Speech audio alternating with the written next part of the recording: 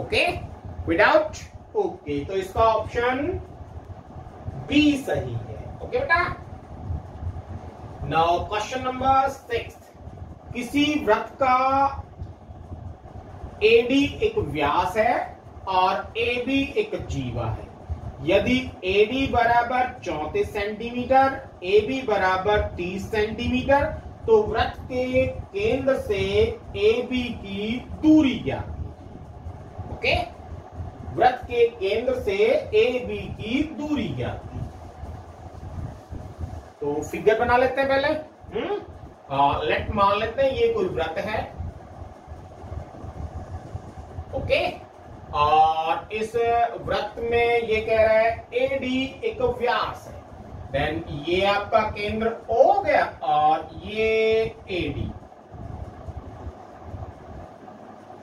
Okay और जो AD की लेंथ है वो 34 सेंटीमीटर है।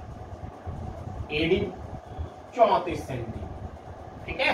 इट मीन्स क्या हुआ? एओ वृत्त की त्रिज्या हो गई एओ और ओडी भी वृत्त की त्रिज्या हो गई है ना। देन एओ बराबर ओडी और वो क्या होगा? इसका हाफ, इसका आधा है ना भाई। त्रिज्या क्या होती है? व्यास का आधा। इट मीन्स ये कितना आ गया आपके पास? 17 सेंटीमीटर। इट मीन्स ये भी 17 सेंटीमीटर और ये भी 17 सेंटीमीटर, 17 सेंटीमीटर। ठीक है। अब वो कह रहे हैं कि ए बी बराबर 30 सेंटीमीटर है और ए बी क्या है? जीवा है। तो लेट मान लेते हैं ये ए बी जीवा है। ओके और ए बी की जो लेंथ है वो कितनी है? 30 सेंटीमीटर। ठीक है विदाउट। नाउ अब आपको क्या बताना बेटा? तो वृत्त के केंद्र से ए बी की दूरी। तो आपको क्या बताना है? इस वृत्त के केंद्र से और इसके बीच की दूरी। मींस इस वृत्त के केंद्र से और ये दूरी बताना कि ये दूरी कितनी है। ओके ये डिस्टेंस है। ठीक है। तो देखो बेटा ये तो आपके पास 17 हो गया है ना। ये आपके पास 90 डिग्री का एंगल, क्योंकि जो दूरी होती है वो लंबिक दूरी होती है। परपेंडिकुलर जो डिस्टेंस होता है उसको हम दूरी मानते हैं। तो इट मींस ये आपके पास 90 डिग्री का एंगल। अभी हमने पढ़ा है कि केंद्र से डाला गया लंब जीवा को समद्विभाजित करता है। इट मींस ये आपके पास 15 सेंटीमीटर, ये भी आपके पास 15 सेंटीमीटर और इस बिंदु को हम सी बिंदु का नाम दे देते हैं। ओके अब देखो, अब आपके पास ये समकोण त्रिभुज हो गया और ये समकोण त्रिभुज में कर्ण हो गया, ये लंब हो गया, ये आधार हो गया है ना। देन त्रिभुज OCA में, क्योंकि कोण C बराबर 90 डिग्री समकोण त्रिभुज हो गया। इट मींस इसमें जो कर्ण है वो आपके पास 17 सेंटीमीटर। कर्ण क्या होता है बेटा? 90 डिग्री के बिल्कुल सामने वाली भुजा को हम कर्ण बोलते हैं। ओके तो ये 90 डिग्री है, इसके सामने वाली भुजा कर्ण मींस 17 सेंटीमीटर। ओके ये आधार AC। आधार कितना हो गया बेटा? 15 सेंटीमीटर। बच क्या गया आपके पास? लंब। और ये आपको ज्ञात करना है। ओके ये आपके पास AO और बेटा ये आपके पास AC और बेटा ये आपके पास OC। आपको OC क्या? तो हमें पता है कि कर्ण का वर्ग किसके वर्ग के बराबर होता है? लंब का वर्ग जमा आधार का। ओके आपको लंब ज्ञात करना है, देन आधार को इधर ले आते हैं। इट मींस लंब का वर्ग बराबर कर्ण का वर्ग घटा आधार का वर्ग है ना। आधार जमा का इधर आएगा तो घटा। ठीक है और वैल्यूज पुट करते हैं। कर्ण आपके पास कितना है? 17। तो 17 का वर्ग घटा आधार कितना है? 15। 15 का वर्ग। ओके 17 का वर्ग 289, 15 का वर्ग 225। 289 में से 225 को घटाएंगे तो 64। ओके और 64 किसका वर्ग होता है बेटा? 8 का। वर्ग से वर्ग कैंसिल, इट मीन्स आपके पास लंब क्या आ गया 8 सेंटीमीटर। और ये जो लंब है ये क्या है केंद्र से और इस जीवा के बीच की दूरी। ओके, ये जो डिस्टेंस है ये क्या है आपके पास लंब, और ये लंब क्या हो गया इस केंद्र से और इस जीवा के बीच की दूरी। तो केंद्र से और जीवा के बीच की दूरी 8 सेंटीमीटर। तो इसमें ऑप्शन डी सही है। Okay okay, without. Now question number 7। यदि ए बी बराबर 12 सेंटीमीटर, बी सी बराबर 16 सेंटीमीटर और A B Rekha B C पर लंब हो तो ए बी सी से होकर जाने वाले वृत्त की त्रिज्या। ओके,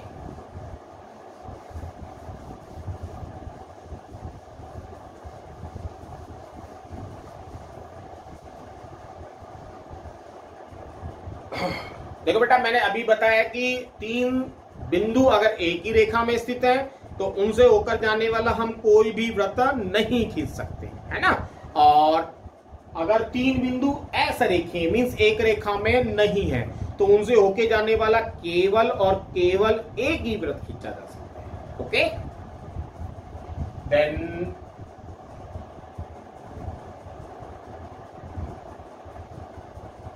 ये आपके पास ए बी 12 सेंटीमीटर और ये आपके पास बी सी 16 सेंटीमीटर।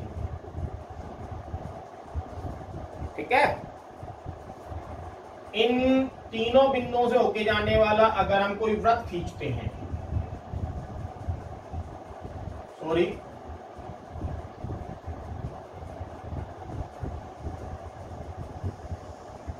तो कुछ इस तरह का खींचेगा बेटा वृत्त, है ना। ओके, और ये आपके पास 90 डिग्री का है ना। उसने क्या है ना ए बी लंब है 20। ओके, क्वेश्चन में कहा गया है ए बी लंब है 20। तो आपको क्या ज्ञात करना है, इस वृत्त की त्रिज्या ज्ञात करनी है। ओके, इस वृत्त की त्रिज्या ज्ञात करनी है। तो कैसे ज्ञात करेंगे इस वृत्त की त्रिज्या? याद करो, मैंने बताया था अभी कि ये वृत्त और ये वृत्त का केंद्र, ये वृत्त की जीवा जो वृत्त के केंद्र से होके जा रही है, इट मींस व्यास, और ये अर्धवृत्त हो गया, है ना। और अर्धवृत्त में बना कोण कैसा होता है, समकोण होता है। इस अर्धवृत्त में कहीं भी हम कोण बनाएंगे तो वो कोण कैसा होगा, 90 डिग्री का होगा। इट मींस ये व्यास हो गया।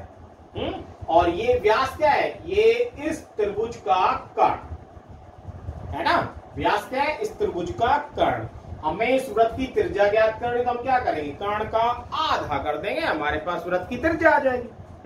तो इट मींस जो इस वृत्त का केंद्र है वो इस कर्ण का मध्य बिंदु है ना, क्योंकि 90 डिग्री का एंगल बन रहा है। 90 डिग्री का एंगल बन रहा है तो ये जो त्रिभुज का कर्ण है ये क्या होगा, इस वृत्त का व्यास होगा। ओके, और जो इस व्यास का मध्य बिंदु है वो क्या हो जाएगा, इस वृत्त का केंद्र हो जाएगा। ओके, और जो इस कर्ण की लंबाई की आधी लंबाई है वो आपके पास इस वृत्त की त्रिज्या हो। ओके, देन हम क्या करते हैं बेटा, पहले AC ज्ञात करते हैं, मींस कर्ण। ओके, तो कर्ण का वर्ग बराबर क्या होगा, लंब का वर्ग जमा आधार का वर्ग। ओके, लंब क्या है बेटा आपके पास 12, 12 का वर्ग जमा आधार 16, 16 का वर्ग। 12 का वर्ग 144, 16 का वर्ग 256, दोनों को ऐड करते हैं तो कितना आ गया 400। और 400 किसका वर्ग होता है, 20 का वर्ग। वर्ग से वर्ग कैंसिल, इट मींस जो कर्ण है आपके पास वो कितना आ गया 20 सेंटीमीटर, है ना।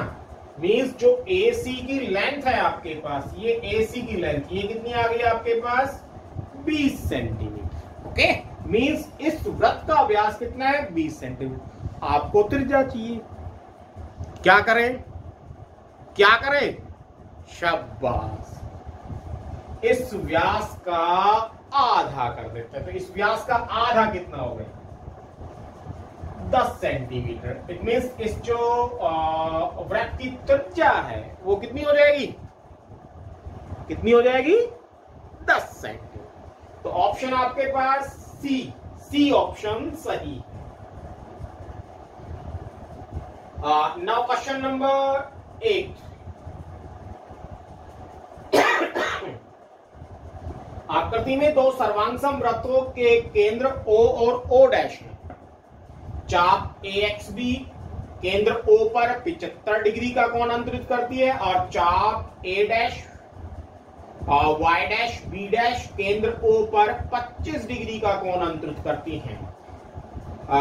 तब चाप AXB और A डैश YB डैश का अनुपात। ओके, तो बेटा क्या दिया हुआ है आपको, दो सर्वांगसम वृत्त दिए हुए हैं। दो सर्वांगसम वृत्त इट मींस दोनों की त्रिज्याएं बराबर है। ओके, आपको दो सर्वांगसम वृत्त दिए हुए हैं। दो सर्वांगसम वृत्तों का मतलब दोनों की जो त्रिज्याएं हैं वो बराबर है। ओके, लेट ये आपके पास पहला वृत्त है और ये आपके पास दूसरा वृत्त है। ठीक है, इन दोनों की त्रिज्याएं बराबर। ये AXB और ये O, ये आपके पास 75 डिग्री का एंगल बना रही है। ये आपके पास O डैश A डैश और B डैश Y, और ये आपके पास 25 डिग्री का एंगल बना रही है। ओके ओके ओके, आपको इन दोनों चाप की लंबाइयों का अनुपात बताना है। ओके, तो बेटा चाप की जो लंबाई होती है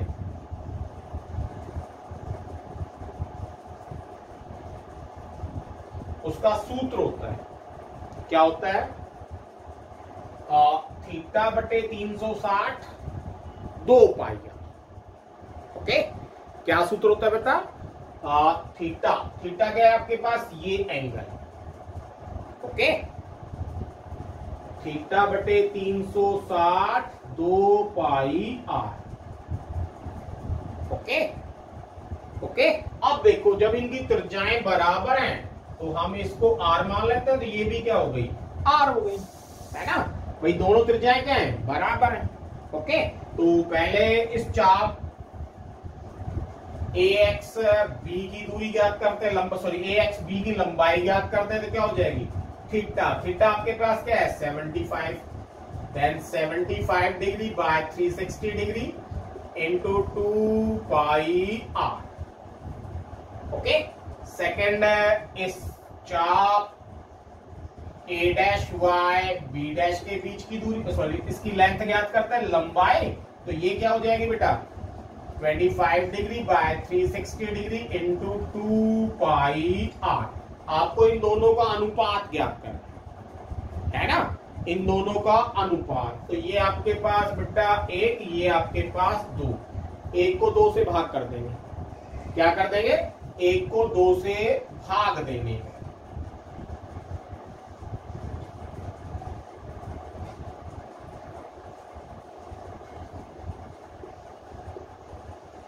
जब 1 को 2 से भाग देंगे तो क्या हो जाएगा, AXB बटे A डैश YB डैश, इसके इक्वल हो गया 75 बटे 360 गुना 2 पाई आर बटे का 25 डिग्री, 16 डिग्री में बेटे सारे, बटे 360 गुना का 2 पाई आर। तो 2 पाई आर से 2 पाई आर कैंसिल हो गया, 360 से 360 कैंसिल हो गया, है ना। बच क्या गया बेटा आपके पास 75 डिग्री बटे 25 डिग्री, है ना। 25 तिया 75 मीन्स 3 बटे 1, तो इट मीन्स AXB अनुपात A डैश YB डैश किसके इक्वल हो गया, 3 अनुपात 1 के इक्वल हो, किसके इक्वल हो गया, 3 अनुपात 1। तो आपका जो आंसर है वो क्या हो जाएगा, सी पार्ट। ओके, आपका जो आंसर है वो क्या हो गया? ऑप्शन सी हो गया। कोई डाउट? समझ में आया बेटा? पक्का समझ में आया? ओके, नाउ क्वेश्चन अगला।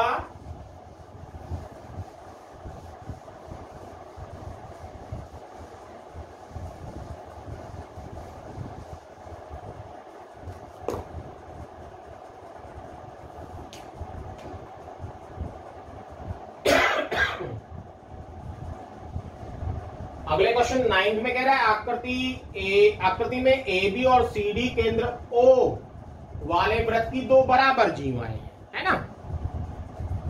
ये आपके पास वृत्त और ये आपके पास ए बी और सी डी, ए बी और सी डी बराबर जीवाएं मीन्स जितनी इसकी लंबाई है उतनी ही इसकी लंबाई है। ओके, और जब हमने रिकॉल किया तो उसमें बताया था कि बराबर जीवाएं केंद्र से समदूरस्थ होती हैं। कैसी होती हैं? केंद्र से समदूरस्थ मींस ये दोनों जीवाएं केंद्र से समान दूरी पे स्थित हैं। मींस ये इसके बराबर। ओके, और ये जो बराबर भाग है, सॉरी, ये लंबिक दूरी है मींस ये 90 डिग्री का कोण और ये भी 90 डिग्री का। ओके, नाउ अब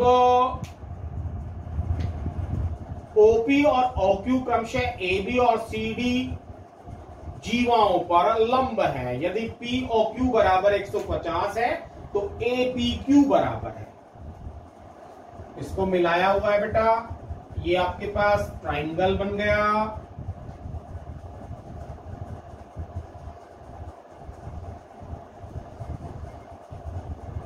और ये P, दिस Q और ये आपके पास O, ये एंगल 150 का है, 150 डिग्री का है। तो आपको क्या ज्ञात करना है? APQ। APQ मीन्स ये एंगल फाइंड आउट करना। ओके, नाउ फर्स्टली तो हम इस त्रिभुज में देखते हैं, त्रिभुज OPQ में।